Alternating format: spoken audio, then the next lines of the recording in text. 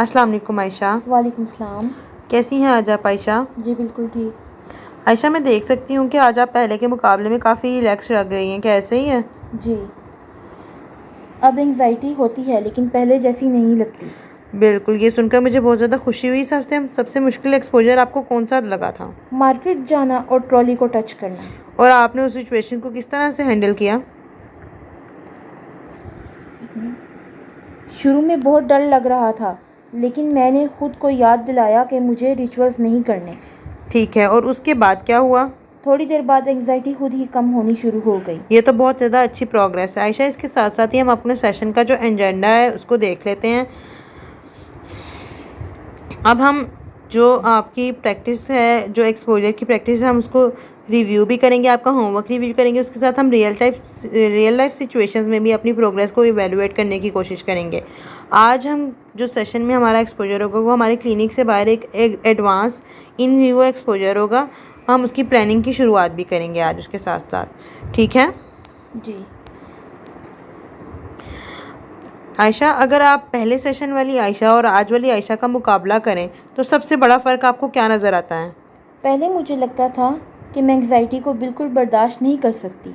अब लगता है कि मुश्किल ज़रूर है लेकिन नामुमकिन नहीं है। बिल्कुल, एंजाइटी नहीं बदली, उसको हैंडल करने का आपका तरीका बदला है।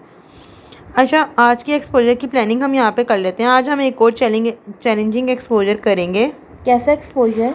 हम आज एक इन विवो एक्सपोजर करेंगे। हम क्लिनिक के बाहर एक छोटी सी वॉक करेंगे।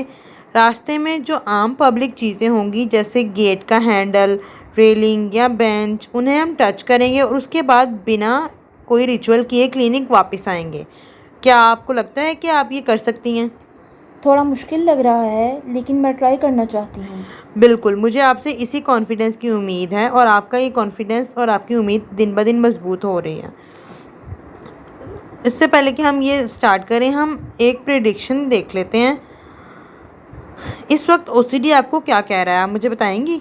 कि बाहर हर चीज़ कंटेमिनेट है और अगर मैंने उन्हें टच किया तो मैं घर वालों के लिए ख़तरा बन जाऊंगी।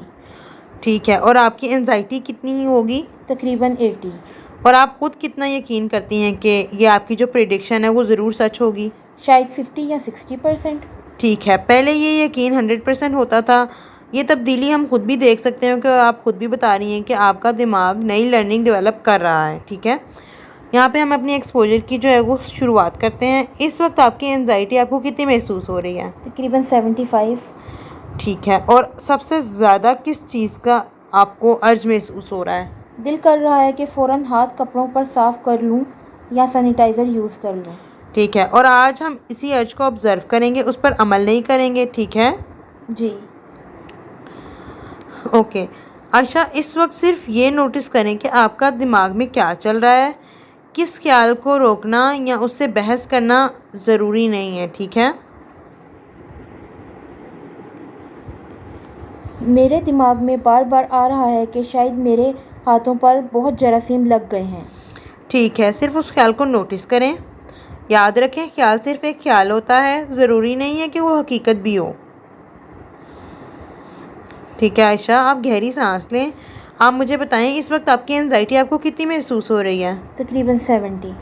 ठीक है, हम इस एंजाइटी को ख़त्म करने की कोशिश नहीं करेंगे, हम उसे वक्त देंगे ताकि दिमाग खुद ही सीख ले कि कंपल्जन्स के बगैर भी हम क्या सीख रहे हैं और सब ठीक लग सकता है।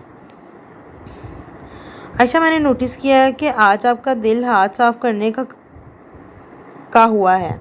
जी, बस आदत से मजबूर होकर। और फिर आपने क्या किया? मैंने खुद को रोक लिया। ये बहुत बड़ी कामयाबी है। हम देख सकते हैं रिकवरी का मतलब ये नहीं होता कि हम अर्जिज़ जो है वो कभी नहीं आएंगी। असल कामयाबी यही है कि हम उस अर्जिज़ के आने के बावजूद अपनी जो कंपल्जन के रिचुअल्स हैं उनको किस तरह से कंट्रोल कर सकते हैं और कम कर सकते हैं। आयशा, हम यहाँ पे साथ ये भी देखेंगे हम अपनी सेल्फ एफिकेसी को किस तरह से मजबूत कर सकते हैं। अगर आज की आयशा पहले सेशन वाली आयशा से मिलती तो उसे क्या मशवरा देती? मैं उसे कहती कि एंग्जाइटी से भागने की ज़रूरत नहीं है, जितना उसका सामना करोगे उतना ही कम होती जाएगी। ठीक है, और अगर वो कहे कि मैं ये नहीं कर सकती तो? मैं उसे कहती कि शुरू में मुझे भी ऐसा लगता था, लेकिन धीरे धीरे कॉन्फिडेंस खुद बन गया।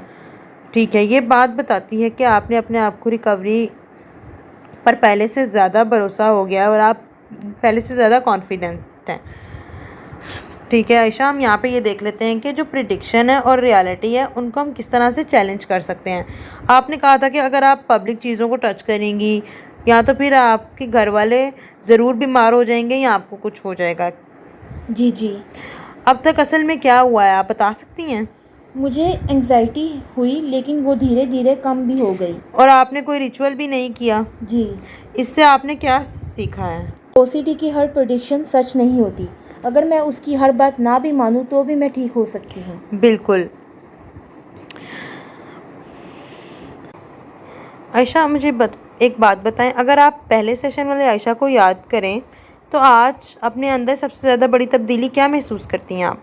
पहले मुझे लगता था कि अगर मैं रिचुअल्स ना करूं तो बहुत बुरा हो जाएगा। अब मुझे लगता है कि मैं उस डर को बर्दाश्त कर सकती हूँ। ठीक है आयशा, ये हम तब्दीली सिर्फ थेरेपी की वजह से नहीं बल्कि आपकी मेहनत और कंसिस्टेंसी की वजह से भी देख सकते हैं। शुरू में मुझे अपने आप पर यकीन नहीं था, लेकिन अब कॉन्फिडेंस पहले से काफ़ी ज़्यादा हो गया है। ठीक है आयशा, रिकवरी के दौरान कभी कभी ऐसे दिन भी आएंगे कि जब एंजाइटी दोबारा बढ़ जाएगी, एंगर ऐसा होगा, तो आप क्या करेंगी? मैं कोशिश करूँगी कि पहले की तरह फ़ौरन रिचुअल ना करूँ। ठीक है, और अगर गलती से कोई रिचुअल हो भी जाए तो मैं उसे फेलियर नहीं समझूंगी। मैं देखूंगी कि किस वजह से ऐसा हुआ है और अगली दफ़ा उस सिचुएशन को बेहतर तरीके से हैंडल करने की कैसे कोशिश करनी है।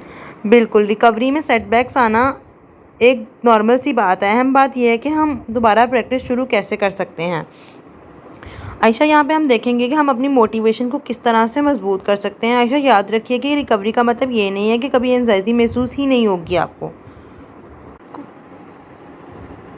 बल्कि ये कि मैं एंग्जाइटी के बावजूद अपनी ज़िंदगी अपने हिसाब से गुजार सकूं। बिल्कुल, आज आपने खुद ही ये बात एक्सपीरियंस की है और आपने खुद ही अपनी जो एक्सपीरियंस है वो एक बात सीख ली है। आयशा, इसी के साथ साथ हम अपना होमवर्क प्लान कर लेते हैं कि हमने नेक्स्ट वीक के लिए क्या होमवर्क लेके चलना है और आपने नेक्स्ट वीक वो होमवर्क करके आना है। इस हफ्ते आप रोज़ कम से कम एक रियल लाइफ एक्सपोजर करेंगी।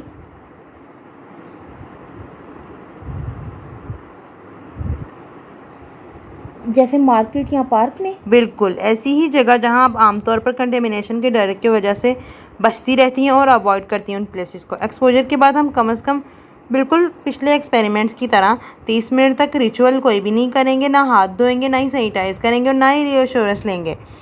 और हर उस बात जो आपके जहन में बार बार रिव्यू करना चाह रही है, आपने उसके बारे में भी अपने जहन में बिल्कुल नहीं सोचना कि आपने क्या टच किया या आपने क्या चीज़ फील की कि आपके हाथ गंदे हैं या नहीं गंदे। मैं हर एक्सपोजर की एंग्जाइटी रेटिंग भी लिखूंगी। बिल्कुल, जैसे आपने पुराने एक्सपेरिमेंट्स में एंजाइटी रेटिंग की, बिल्कुल इसी तरह हमने इसी प्रोसेस को ट्रैक करने में आगे लेके चलना है, जिससे हमें और ज़्यादा मदद मिलेगी।